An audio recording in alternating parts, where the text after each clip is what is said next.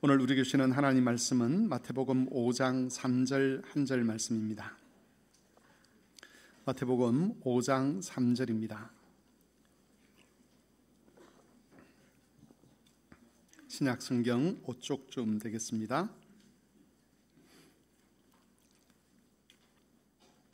제가 말씀을 봉독하겠습니다. 하나님 말씀을 들으시기 바랍니다. 심령이 가난한 자는 복이 있나니 천국이 그들의 것이미요. 아멘. 산상수훈 말씀을 우리가 살펴보고 있는데, 이 산상수훈에는 역설적인 내용들이 많이 있습니다. 특별히 그 중에서 팔복은 말씀 전체가 역설로 이루어져 있다고 해도 과언이 아닙니다. 역설이라고 하는 것은 우리 생각과 반대가 되는데 그게 진짜 진리라는 것이죠. 예수께서 복이라고 말씀하신 것은 일반적으로 사람들이 말하는 복과 사실은 상관이 없어 보입니다. 그래서 사람들이 말하는 그런 복을 기대하면서 팔복의 말씀을 읽게 되면 크게 실망을 할 수밖에 없습니다. 페닝턴이라고 하는 신학자가 팔복에 있는 역설에 관해서 쓴 글이 있습니다. 제가 한번 읽어보겠습니다. 오늘날 독자들은 지난 2000년 동안의 기독교가 그랬던 것처럼 팔복의 내용들을 긍정적으로 생각하는 것에 아주 익숙하다. 그러나 팔복의 가르침을 정직하게 받아들인다면 이 가르침이 보통 사람들이 생각하는 인간 번영의 비전과는 다르다는 것을 알게 된다. 예수님이 번영의 상태라고 선포하신 것은 인류가 본능적으로 피하고 싶어하는 것들이다. 예수님은 심령의 빈곤, 애통, 겸손, 굶주림과 목마름, 자비로움, 평화를 만드는 것이 번영의 상태라고 말씀하셨다. 그것은 우리를 압도적으로 당황스럽게 만든다라고 적고 있습니다. 팔복을 비롯한 예수님의 가르침은 우리가 평소에 가지고 있던 그런 기준을 파괴를 합니다. 그리고 우리에게 익숙하지 않았던 다른 기준들을 갖게 만들어 갑니다. 이것은 모든 것에 대한 해석이 달라지도록 한다는 것이죠. 이전에는 복으로 여기지 않았다는 것을 복으로 여기게 되고, 반대로 이전에 복이라고 생각했던 것들에 대해서는 무관심해지는 그런 반응을 보이도록 하는 겁니다. 그래서 이런 예수님의 역설을 마음에 새기고 그 메시지를 따라 살려고 하면 우리의 삶의 방향이 다른 사람들과는 다른 방향으로 나아가게 됩니다. 인생의 목적과 방향 자체가 달라진다는 겁니다. 오늘은 이런 팔복 중에서 첫 번째 말씀인 심령이 가난한 자를 향한 그 예수님의 말씀을 살펴보고자 합니다. 심령이 가난하다는 것을 어떤 사람은 마음이 가난하다라고 그렇게 읽는 경우들이 있습니다. 그러나 여기서 말하는 심령은 마음을 가리키는 그런 말은 아니었습니다. 신약 성경에서 마음을 표현하는 다른 말이 따로 있습니다. 여기 심령이라고 번역된 pneuma라는 이 말은 성령 하나님을 나타낼 때도 사용되는 말이지만 우리 인간의 영혼을 가리킬 때 pneuma라는 이 말을 사용을 합니다.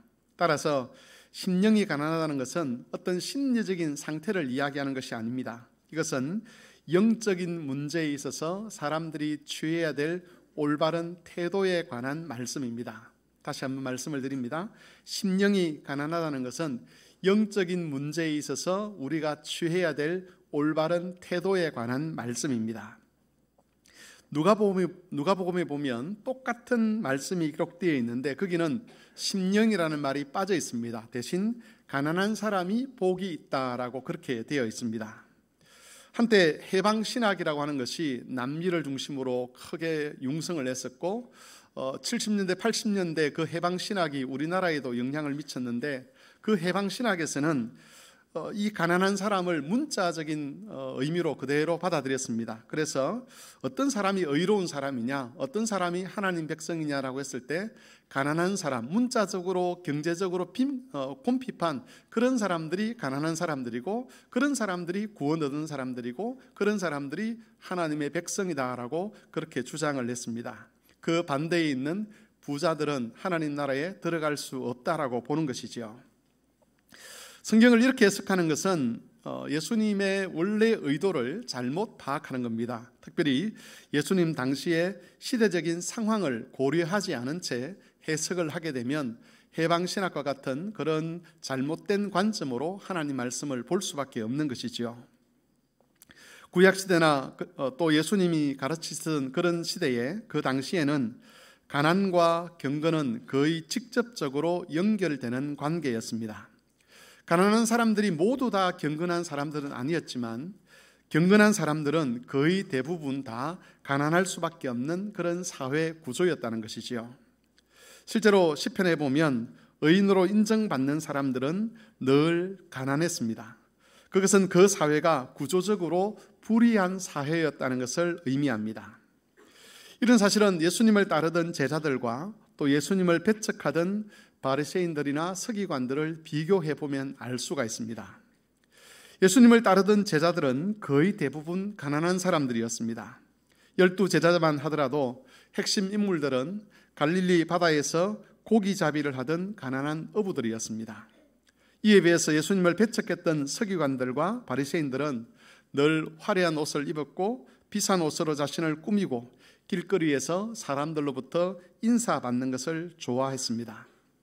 물론 그렇다고 해서 부유한 사람들 중에 그리스도의 제자가 없었던 것은 아니었습니다. 또 반대로 가난하다고 해서 모든 사람이 다 예수님의 제자가 된 것도 아니었습니다. 가난한 사람들 중에서 예수님을 대적하는 무리들 속에서 예수님을 십자가에 못 박으라고 소리쳤던 그런 사람들도 많이 있었습니다. 이런 것들을 전체적으로 감안해서 정리를 해보면 여기서 심령이 가난하다고 하는 이것은 재산을 많이 가지고 있느냐 아니냐 하는 그 문제가 아니라는 겁니다. 예수님이 강조하시는 것은 과연 예수님을 믿고 그 가르침을 따르고 있느냐 하는 것이죠. 정리를 좀 해보면 심령이 가난한 사람이라고 하는 것은 세상적인 아픔과 고통을 안고 살아가면서도 그것에 짓눌리지 아니하고 예수님의 제자가 된 사람들을 가리키는 말입니다. 세상적인 아픔과 고통이 있음에도 불구하고 그 아픔과 고통을 불평과 원망으로 쏟아내지 아니하고 그것이 있음에도 불구하고 그것을 감수하고 예수님의 제자로 살아가는 그 사람들, 그들을 가리켜 가난한 심령을 가진 사람이라 그렇게 부르는 것이죠. 예수님 당시에는 이 고통이 주로 가난의 문제였습니다.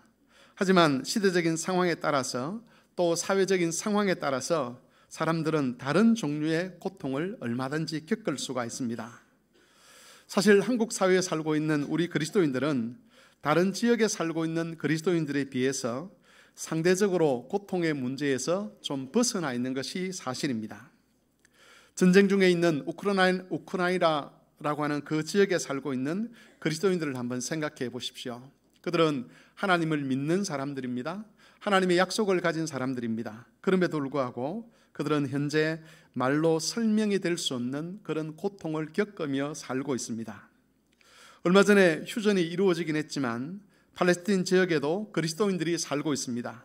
그 지역에 살고 있는 그리스도인들도 하루하루를 공포와 두려움 속에서 지내야만 합니다. 수단을 비롯한 아프리카 여러 분쟁 지역에 있는 그리스도인들도 마찬가지입니다.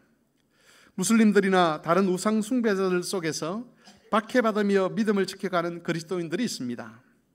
이런 경우 외에도 난민 캠프에서 아무 소망도 없는 것처럼 보이는 그런 삶을 살아가는 그리스도인들이 있고, 가난한 나라에서 태어나서 태어날 때부터 굶주리며 지내는 그런 그리스도인들도 있습니다.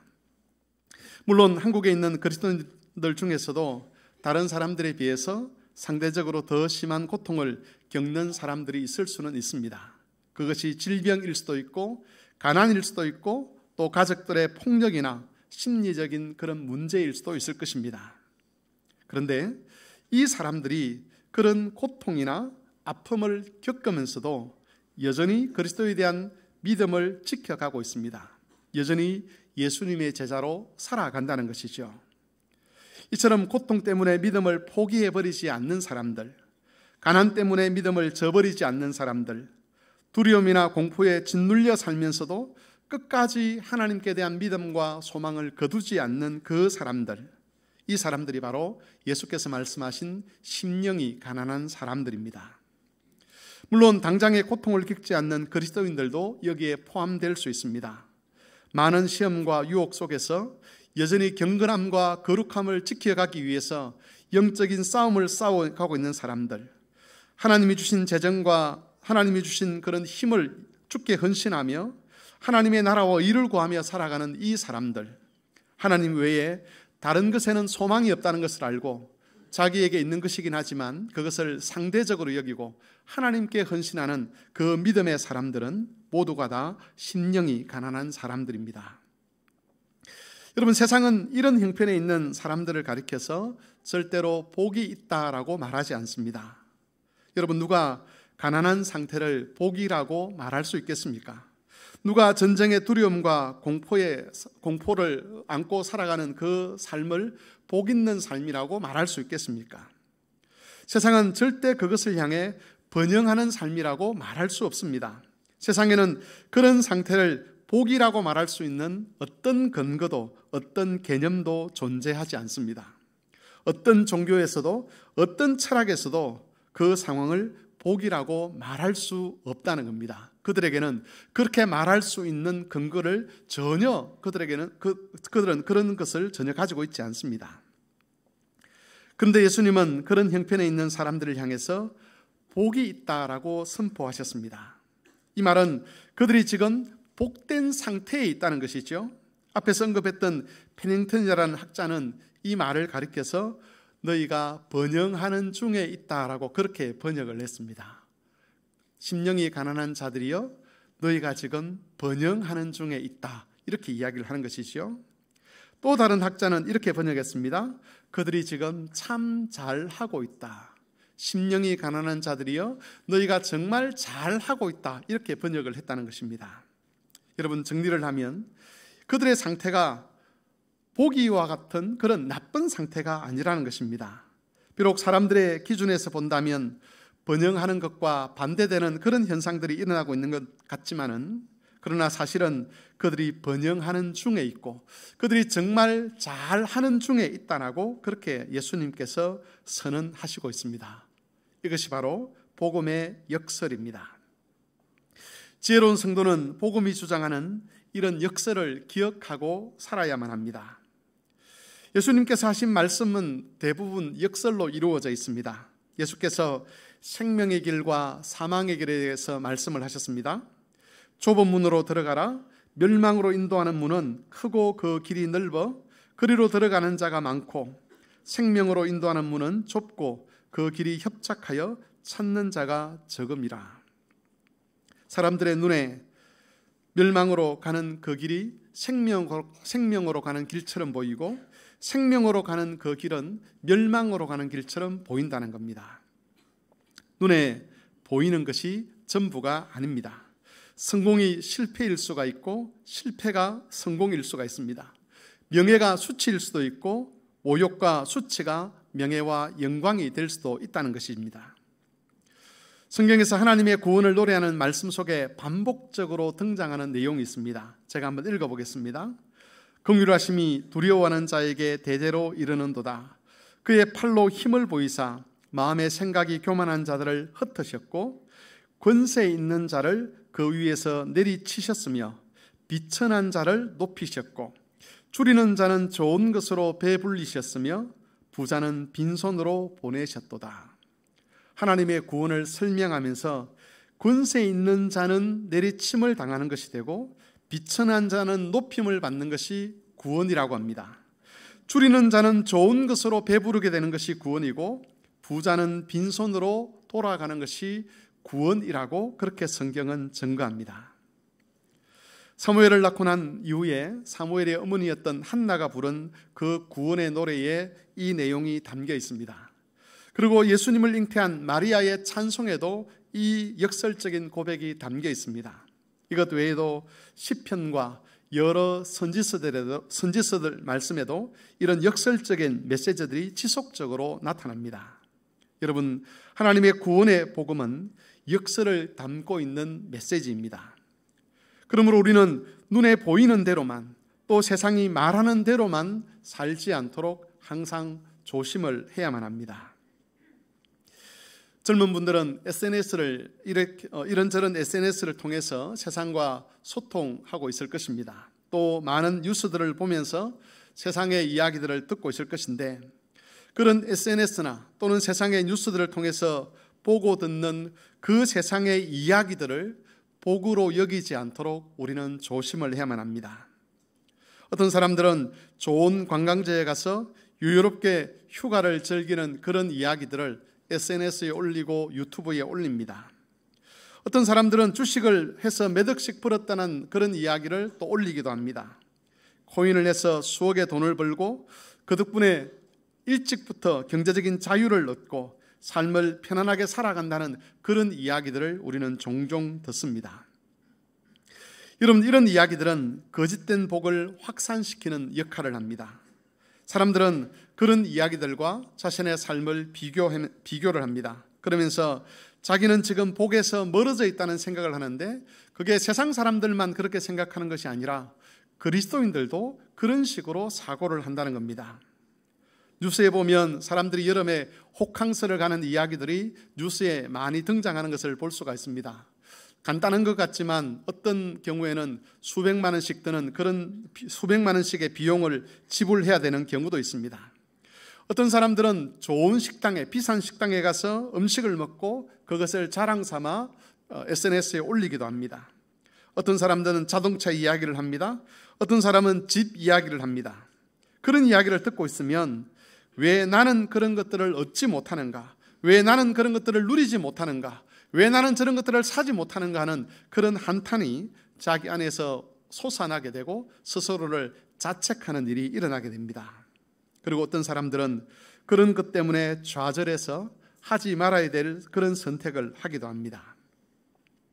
하지만 여러분, 복음은 우리가 보고 듣는 것과는 다른 판단을 하도록 우리에게 메시지를 전해주고 있습니다. 복음에는 역설이라는 것이 있습니다. 그러므로 우리는 그 역설을 기대하며 살아야 합니다. 세상이 보여주는 거짓 복을 쫓아가지 않도록 늘 조심을 해야만 합니다. 우리가 믿음 안에 있을 때에, 우리가 그리스도의 말씀을 따라 자기를 부인하고 자기 십자가를 지고 그리스도를 따르려고 할 때에 우리의 슬픔은 기쁨으로 변할 것입니다. 우리의 가난은 부유함으로 변할 것입니다. 우리의 탄식은 찬송으로 변할 것입니다. 우리의 고통과 아픔과 우리의 모든 절규들은 그리스도 안에서 영광으로 변화될 것입니다. 그러므로 교우 여러분, 세상이 말하는 헛된 복의 이야기에 여러분의 마음과 여러분의 삶을 빼앗기지 않도록 조심하시기를 바랍니다. 그리스도 안에서 가치가 없다면, 그리스도께서 우리에게 주신 것이 아니라면, 우리의 믿음을 그리스도를 향해서 자라가게 하는 것이 아니라면 그 어떤 것도 진짜 복일 수가 없습니다. 그러므로 주께서 주신 이 소망을 마음에 새기시고 세상이 어떻게 요동친다 할지라도 우리 영혼이 그리스도를 따르는 데 있어서 흔들리지 마시기를 바랍니다. 믿음 안에서 자기 영혼을 지켜가시기를 바랍니다.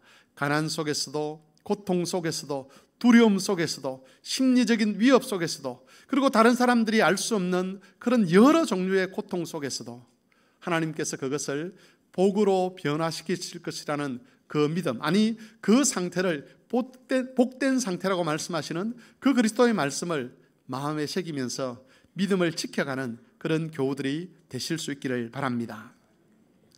그렇다면 여러분, 예수님께서는 어떻게, 무엇을 근거로 이렇게 심령이 가난한 자들, 고통받는 자들을 향해서 너희가 복이 있다라고 그렇게 말씀할 수 있었겠습니까? 예수님께서는 이렇게 선포하셨습니다. 심령이 가난한 자는 복이 있나니 천국이 그들의 것이라. 여기는 한 가지 빠진 단어가 있습니다.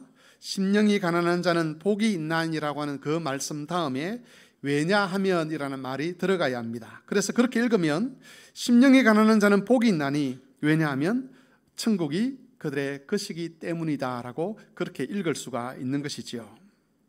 심령이 가난한 자를 향해서 복이 있다고 말할 수 있는 이유는 천국이 그들의 것이기 때문입니다. 여기서 천국이 그들의 것이다 라는 이 말은 정확하게 번역을 하면 그들이 지금 천국에 있기 때문이다 라고 번역할 수 있습니다. 지금 너희가 천국에 있기 때문에 가난도 고통도 너희들이 당하는 모든 아픔들도 복이 된다라고 그렇게 말씀하는 것이죠. 여러분, 천국이라는 말은 마태복음에서만 주로 사용이 됩니다. 다른 성경에서는 천국이라는 말보다 하나님 나라라는 말을 더 잘 사용을 합니다. 예수님께서 사역을 시작하시면서 이렇게 외치셨습니다. 회개하라, 천국이 가까이 왔느니라. 또 회개하라, 하나님의 나라가 가까이 왔느니라. 그렇게 말씀하셨습니다. 이 가까이 왔다는 말은 지금 임박했다, 지금 너희 눈앞에 바로 내려와 있다, 이런 뜻입니다. 예수님은 하나님 나라의 복음을 전하셨습니다. 하나님의 나라가 여기에 왔다, 하늘에서 여기로 내려왔다라고 그렇게 선언하셨습니다. 이것은 우리가 알고 있는 개념과 좀 차이가 나는 그런 말씀입니다. 우리는 주로 천국에 올라간다라는 그런 표현을 씁니다. 또 하나님 나라에 올라간다, 그런 표현을 씁니다. 우리 성도들 중에 어떤 분이 믿음 안에서 이렇게 생을 마감하고 소천을 냈을 때 우리는 그런 표현을 하죠. 이 성도가 천국에 올라갔다, 그런 표현을 씁니다. 예수님의 가르침에 따르면 이것은 맞지 않는 표현입니다. 천국에 올라간다는 표현은 천국이 우리와 멀리 동떨어져 있는 그런 것을 전제로 한 그런 말씀이죠. 그래서 천국에 들어간다는 것을 올라간다는 말로 표현하는 겁니다. 지금 천국이 저 멀리 있기 때문에 이제 죽어서 거기로 간다는 겁니다. 하지만 예수님은 그렇게 말씀하지 않으시고 천국이 내려왔다라고 말씀하셨습니다. 예수께서 그 천국을 하늘에서부터 땅으로 가져오신 것이지요. 그래서 예수님은 하나님의 나라가 가까이 왔다, 또는 하나님의 나라가 임했다라고 말씀하신 것입니다. 우리는 천국에 올라간 것이 아니라 예수님이 가져오신 그 천국, 그 하나님 나라를 받았습니다. 예수님이 가져오신 그 하나님 나라를 받아서 그 나라에 들어가는 것이죠. 우리가 장차 죽어서 가는 것이 아니라 이미 우리가 이 천국에, 이 하나님 나라에 들어와 있는 겁니다. 제자들이 심령이 가난한 사람이 될 수 있었던 이유가 있는데 그것은 바로 하나님의 나라가 그들에게 임했기 때문이라는 겁니다. 하나님의 나라의 힘이 제자들을 심령이 가난한 사람들이 되게 했다는 것이, 이 심령이 가난한 자는 복이 있나니 그들이 천국이 그들의 것이라고 하신 이 예수님의 말씀의 의미입니다. 여러분, 가난한 사람들이 가난의 고통에 짓눌리지 아니하고 예수님의 제자가 될 수 있었던 것은 천국이 그들에게 임했기 때문이었습니다. 전쟁의 두려움과 공포 속에 살아가면서도 절망하지 아니하고 또 하나님을 향해서 원망과 저주를 쏟아내지 아니하고 하나님께 대한 소망을 지켜갈 수 있는 것은 그들이 하나님 나라에 들어와서 그 하나님의 은혜를 이미 받고 있기 때문입니다. 마찬가지로 박해와 학대 속에서 사랑하는 사람을 잃어버린 그런 고통 속에 살면서도 끝까지 그리스도에 대한 믿음을 지키고 제자의 삶을 가능하게 하는 것은 바로 하나님 나라의 힘과 영광 때문입니다. 하나님의 나라에 들어와 있기 때문에 가난이나 전쟁의 두려움이나 또는 공포가 그리스도의 제자 되는 것을 방해하지 못하는 겁니다. 여러분, 하나님 나라의 힘은 박해나 학대보다 더 크고 영광스럽습니다. 어떤 모욕이나 어떤 멸시보다도 하나님 나라의 은혜가 더 강하기 때문에 자기를 부인하고 자기 십자가를 지는 삶을 막아서지 못하는 것이지요. 이처럼 하나님 나라는 우리를 심령이 가난한 사람이 되게 만들어줍니다. 하나님 외에 이 세상에 어떤 것도 참된 소망이 될 수 없다는 것을 알게 하고 세상의 풍파에 흔들리지 않는 사람이 되게 하는 것입니다. 하나님이 주시는 위로 외에는 어떤 것도 진짜 위로가 아니라는 것을 알게 하고 오직 재림하실 주님에게만 소망을 두게 하는 것, 그것이 하나님 나라가 우리에게 끼치는 힘이요 능력이라고 할 수 있는 것입니다. 바로 하나님 나라의 은혜의 열매입니다. 하지만 성도 여러분, 우리는 아직 완성된 하나님 나라에 들어와 있는 것은 아닙니다. 하나님의 나라의 힘과 능력이 우리에게 지금 임하고 있는 것이 사실임에도 불구하고 동시에 우리를 그 나라에서 멀어지게 하려는 세상의 힘이 함께 역사하는 것도 역시 현실입니다. 여러분, 이 세상의 힘은 우리로 하여금 가난을 원망하게 합니다.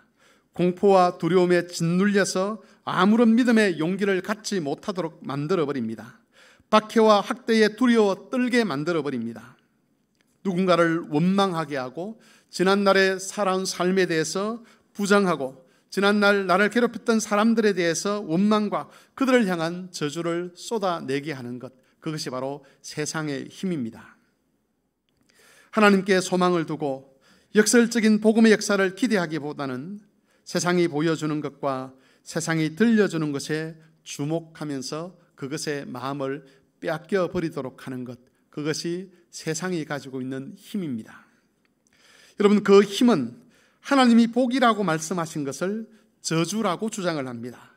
그리스도께서 인정하신 번영의 자리를 저주의 자리라고 믿게 만들고 그 자리에서 우리가 스스로 떠나도록 유혹하고 있는 것입니다.